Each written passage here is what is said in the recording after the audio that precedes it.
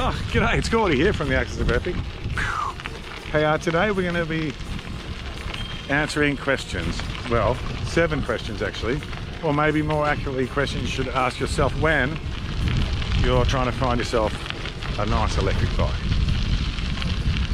These are based on the thousands of customers that come through the shop, and it tends to be what they ask. So I'm just going to sort of put this all together to save you a bit of time.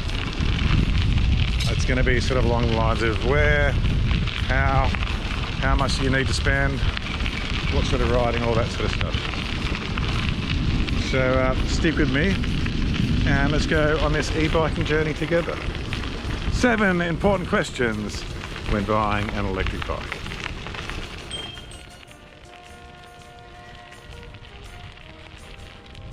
So the first thing I'd ask is, what sort of riding do you want to do? Are you a commuter? Do you want to do the rail trails? Do you have a caravan, want a couple of folding bikes? There's many options. Some people will use it as their primary form of transport. Some people have even lost their license and it really is their primary form of transport. Some people get them for their teenage kids just so they can get around. Anyway, what type of riding you want to do is going to determine what sort of bike you want. The next thing to think about is budget. So everyone's got their own sort of budget to think about. You've got to decide. So if you're looking, say, 2,000 or under, you're looking at a rear drive bike. Rear drive bikes are great. We're going to get back to that later. But you're going to have to, if you want a mid-drive, you're going to have to spend over 2,000. Sometimes you can go way over 2,000. Anyway, budget's important. Okay, the next question is where are you going to buy the bike? So I think the most important thing when buying an electric bike is having a test ride. So generally that means you got to buy from a shop that allows decent test rides, somewhere that's got a good track or somewhere nearby. Come and I'll explain what I mean. So this is our test riding track out the back of the shop. It's a proper fully separated bike lane. So when test riding, you don't really just want to be going around a car park. You want to just be able to open it up, go for a few Ks, try some grass, try some gravel. It takes more than just a couple of minutes to know how a bike feels. That's why if there's a really good place to test ride, that's a great place to start when you're looking to buy an electric bike.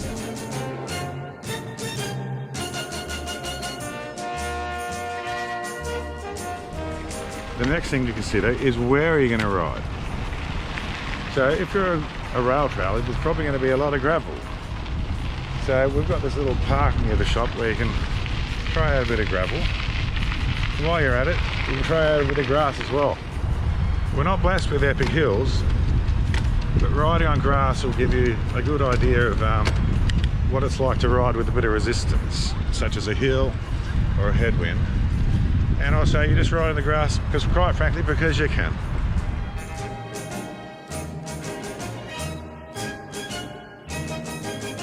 If you're a commuter, you're going to need mud guards, lights, pack rack, all that sort of stuff. Most people don't commute that far, but anything around 10 Ks each way is very good, but we've got people who do 25 Ks each way. But if you're commuting, something like this Earth Prime that I'm riding today is well worth considering. It's got everything that you need. Let's have a quick look. Yeah, so for me, this is the perfect commuting bike. It's got the mud guards, the comfortable position. You can carry stuff. It's got the raised handlebars. It's perfect for the commuting. It's got the integrated lights. Earth Prime, get on board. I can do it because it saves money on a car, or it often is just quicker than driving, and it's generally cheaper than public transport. Depends where you live.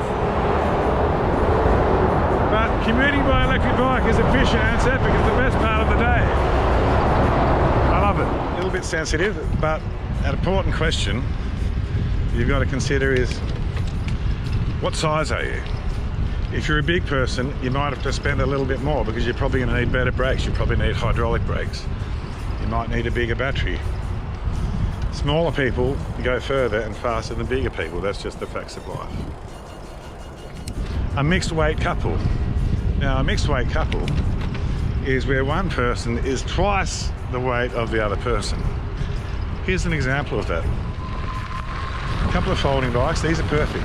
You got your sort of your 5-footer on the TX23, and you got your 6-footer on the Earth Anti-bike. These are perfect for your travelling couple or a mixed weight couple because they can swap batteries around. So if someone's a bit heavy on the juice, after some negotiation, you can even swap batteries. An important question to ask yourself is, how far do you want to go? So pretty much every bike in the shop, in our shop, the Electric Bike Superstore, can get 50 k's. But if you're a hardcore rail trailer, you're probably better off on a mid-drive, because a mid-drive you can go further. If you're on a rear drive with a big battery, you'll get a long distance. Mid-drive gives you more potential range. So it's hard to describe the difference between a mid-drive and a hub drive. I'll just quickly say that a mid-drive tends to be a bit more intuitive, more bike-like, and a rear drive tends to be more immediate and more oomph. If you've got a sketchy leg or you're not that fit, maybe a rear drive's better. I like both. The question is, it's up to you to decide what you like. The only real way to know is to come for a test ride. The most important thing, how does the bike feel? How's the geometry? How does the motor kick in? It's funny, you get short people, you get tall people, you get short people with long legs, you get tall people with short legs. How the bike feels is the most important thing. The only way to know how it feels is to try it out. Come on down to the Electric Bike Superstore.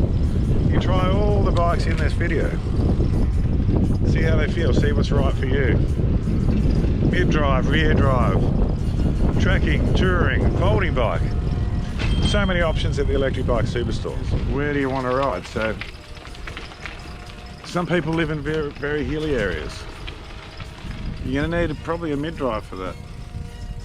Other people have to put up with headwinds. Oh. Other people like to scooch down back alleys like this and having a bit of adventure. Most of our customers, if they've got one thing in common, they tend to like comfort. Non-invasive seats, a bit wider tyres, a bit more stability, an upright riding position. Where do you ride and how you want to ride is crucial. Also, it might be worth asking yourself, am I pretty handy with bikes? Like some people, they can tune gears, change tyres, do all that stuff. I'm not that handy, but I work with lots of mechanics, so I'm okay. But it is definitely nice to be able to have a bike shop that you can go back to and say, hey, wouldn't mind a bit of a service. Wouldn't mind my first free service, you know? Wouldn't mind getting you to check my brake pads, stuff like that. Having somewhere you can go back to, or even just ring up and ask questions,